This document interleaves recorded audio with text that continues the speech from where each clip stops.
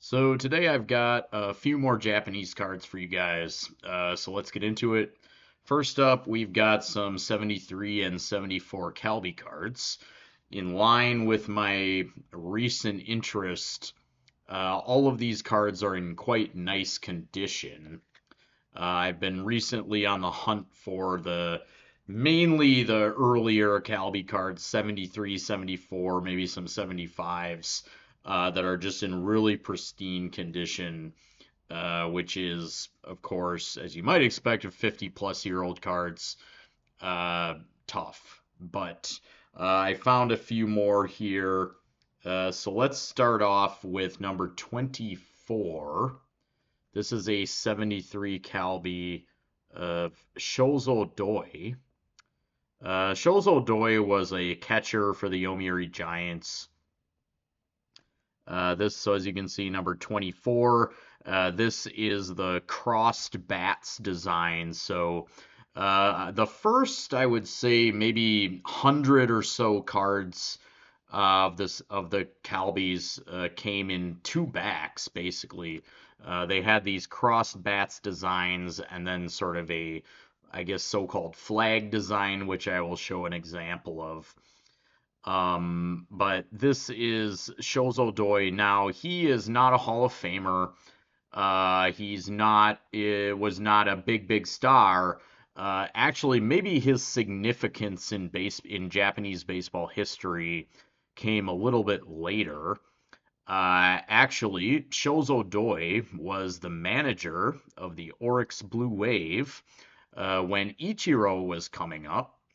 And Doi is now famous, or I guess you could say infamous, for not letting Ichiro, who was clearly ready, come up. Because Doi was very stubborn, and he insisted that Ichiro's unorthodox plate approach, his unorthodox swing, was no good. And so he refused to promote Ichiro to the big league club. Now, of course, after 93, Doi was fired, and his successor promoted Ichiro in short order, and the rest is history. So Shozo Doi, kind of famous for maybe not a great reason. He's a little bit infamous in Japanese history. So, of course, most of you probably saw Ichiro play, but Ichiro, of course, had this left-handed. He hit left, and he was taught that by his father, so he was naturally a right-handed hitter. But he hit left, and I'm sure most people watching this video probably saw Ichiro taking that bat where he it's like mid-swing, he's already on his way to first, and so his father basically forced him to hit left because you're that much closer to first base, right? So at any rate, Doi did not think that was a good approach, but of course he was spectacularly wrong. So the next one, this is another 73 Calby, one of the low-numbered cross bats designs. See if I can, well, maybe that one's not going to focus up, but anyway, that's frustrating. So this is Masaki Mori, number 49, rather. Masaki Mori is basically, this guy is going to blow your mind. So believe it or not, Masaki Mori, who also played for the Giants. Now, most of these cards, actually, all of these Calby cards that I'm showing you are of Yomiuri Giants players. While that's technically a coincidence, because I am just looking for cards in the best condition possible, regardless of what card it is, what player it is, what team. Of course, the Yomiuri Giants did dominate these early Calby sets. Such was the popularity of the team and their players at the time. But anyway, Masaki Mori, this guy, believe it or not, was a 21-time Japan Series champion. I didn't stutter. Let me say that again. This guy was a 21-time Japan Series champion. In combination, his time as a player, coach, and manager, he won 21 Japan Series championships. In fact, as of last year, 2023, Mori has played in about a third of all Japan Series, or I should say, he's been involved in approximately one third of all Japan Series ever played. Absolutely mind blowing. Nice action shot of Masaki Mori, the 21-time Japan Series champion. I bet you didn't know that. So here we go. This is so this is what I was talking about earlier, where these the very early Calbys, the 73s. I believe this is still a 73. These came in two design. Well, the first 100 or so cards came in the Crossbats design. Only, or no, sorry. They did not. That my mistake. That's not the case. The first 100. Whoa, what's going on with the lighting? The first 100 or so cards you could find in the Crossbats design, but they also came in these flagbacks. And then from a certain number on, the cards only appeared with this back and not the Crossbats design. So again, in summary, because I'm a very inarticulate person, the first 100 or so Calby cards came in two backs, basically. But then after about number, I don't know, I don't remember precisely, 95 or something like that, they come in two backs. So anyway, here is the early flag back, or sort of team logo in a square kind of deal. So this is Kazumi Takahashi. And Kazumi Takahashi was, of course, as you can see here, a pitcher. And he is not a Hall of Famer or anything like that. He actually had a remarkably long career. He pitched for 20 years, which I'd call that remarkable, especially for a pitcher.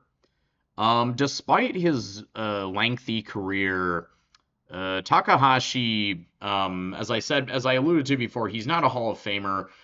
He won a fairly pedestrian 160 something, 170 something games, which, is nothing to scoff at, but over a 20-year career. But he did have a career ERA in the low threes, and was a great player for 2 decades, just not quite a Hall of Famer.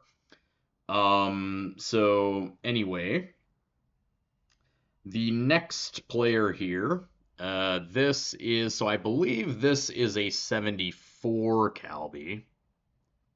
Now the 74s, you start getting these backs with the sort of wavy flag on the back. But this is Tsuneo Horiuchi. And Tsuneo Horiuchi, as you can see, was also a pitcher. Now, Horiuchi won 200-something games in his career. He actually is a Hall of Famer. Now, looking at his career numbers personally, so let's see, I've got it written down here. 200 wins, 1,800 strikeouts. I mean, definitely great numbers. But I would say Horiuchi might be one of those players who kind of benefited from being a lifelong Yomiuri Giant. And I think, he's definitely a peripheral Hall of Famer in my view. And one does wonder if he was on any other team, if he would have quite gotten in there. But of course, 200 plus wins is definitely impressive and things like that. So it's not really a knock on him.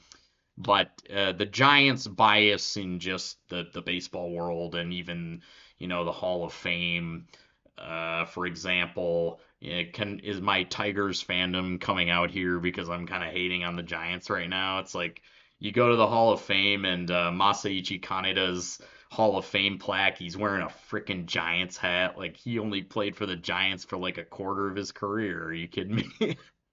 Anyway, a little bit like Reggie in a Yankees hat instead of A's hat, right? So anyway, kind of a rant. Sorry about that. And then finally, I've got this other one. This is a 74. This is Shigeru Takada. I've talked about him before. I have another pretty minty, pristine card of his from 73, but this is a 74, number 7785. Nice action shot of him there. So I'm going to finish the video. Oh, no, I have another. Now, this is not from my mint example recent obsession, but I got this other Calby. This might be a 75 of my man Katsuya Nomura, hashtag greatest player you've never heard of. So I just had to pick that up. Not minty by any means, as you can see. But yeah, nice card there. So, and then I'm gonna end this with a couple modern cards. So I've got a 2018 BBM of Nori Aoki, one of my favorite all-time players. He used to be a Brewer. This card is from when he actually returned to Japan after his time in the major leagues. Aoki, I would say, is a potential, maybe kind of sort of borderline Japanese Hall of Fame kind of guy.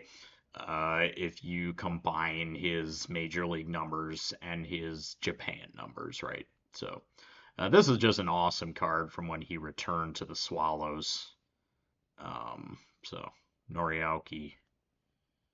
And then so I've got a couple cards of Vladimir Valentin. These are also 2018s. Vladimir Valentin is from Curacao, and he has the distinction of being the single season MPB home run record holder with 60.